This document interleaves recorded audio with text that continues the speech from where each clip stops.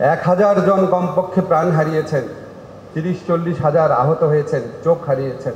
আমাদের দেশে আমরা কথায় কথায় হোসেন মোহাম্মদ এরশাদের কথা বলি। 9 বছরে 26 জন মারা গিয়েছিল তার আমলে। আমাদের বিগত ফ্যাসিস্ট সরকার 2 সপ্তাহে 1000 লোক হত্যা করেছে। আপনারা এই নতুন সরকারের ইন্টেনশনটা বুঝতে পারবেন যে আমরা মেধাকে মূল্যায়ন করি, সততাকে মূল্যায়ন করি, যোগ্যতাকে মূল্যায়ন করি। আমি আগে বক্তৃতায় শহীদদের নাম নিতাম, তারপর মনে হয়েছে যেসব শহীদের নাম আমরা জানি না, তাদের মৃত্যু তো আরও অনেক করুণ, অনেক ভয়াবহ। এপিসি থেকে একটা আহত ছেলেকে ফেলে দেওয়া হয়েছিল, আপনারা দেখেছেন। যদি না দেখে থাকেন সবাই দেখবেন, প্লিজ দেখবেন। আহত শরীরটাকে ডিভাইডারের উপর দিয়ে এমনভাবে ফেলা হয়েছে, মরা কুকুরকে বা আহত কুকুরকেও আমরা এইভাবে ট্রিট করি না। 1000 জন কমপক্ষে প্রাণ হারিয়েছেন, 30-40 হাজার আহত হয়েছেন, চোখ হারিয়েছেন। এত রক্তের বিনিময়ে এই উপমহাদেশে কোনো কালে কোনো ফ্যাসিস্ট শাসককে পরাজিত করতে হয় নাই। আপনাদের একটু পার্সপেক্টিভটা মনে রাখা দরকার। শ্রীলঙ্কাতে রাজাপাকসে অত্যাচারী শাসক ছিল, 9 জন লোক মরেছিল, ক্ষমতা ছেড়ে চলে গেছে। আমাদের দেশে আমরা কথায় কথায় হোসেন মোহাম্মদ এরশাদের কথা বলি। 9 বছরে 26 জন মারা গিয়েছিল তার আমলে। আর একটু বেশি কম হতে পারে, বাট ক্যানট বি মোর দেন 40।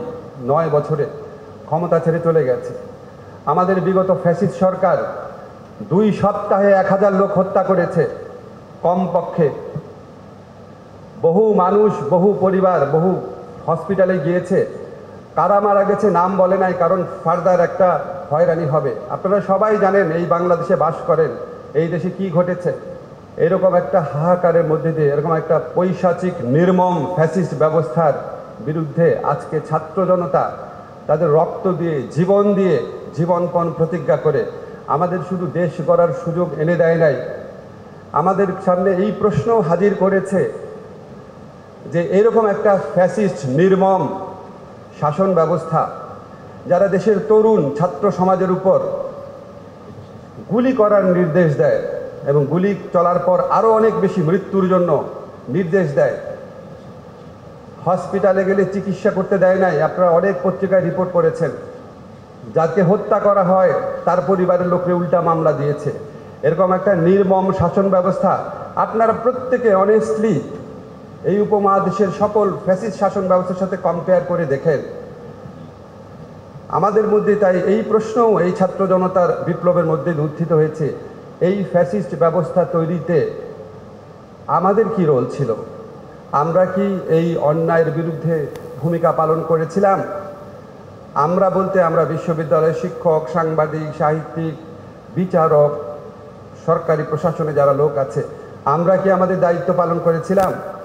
আমরা ছোটবেলা থেকে একটা কথা পড়ি যে অন্যায় যে সহে আর অন্যায় যে করে মম ঘৃণা যেন তাহাই তৃণ সমদ হয়, সবাই একই চাপে। আমরা কি আসলে করেছিলাম? আমরা একটা নতুন বিগিনিং করেছি। আপনারা দেখেছেন আমরা এমন একজন চিফ জাস্টিসকে পেয়েছি, আমি ব্যক্তিগতভাবে সারা জীবন ওনাকে শ্রদ্ধা করতাম।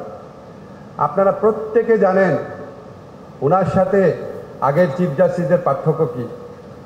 এগুলি বলা হয়তো খুব অ্যাপ্রোপ্রিয়েট না, এখানে পলিটিক্যালিও কারেক্ট না, বাট আপনারা একটু চিন্তা করে দেখবেন যে উনি শুধু শিক্ষার ক্ষেত্রে না, ইন্টিগ্রিটির ক্ষেত্রে, দক্ষতার ক্ষেত্রে, যোগ্যতার ক্ষেত্রে, ন্যায় বিচারের ক্ষেত্রে ওনার অবস্থানটা কোথায়।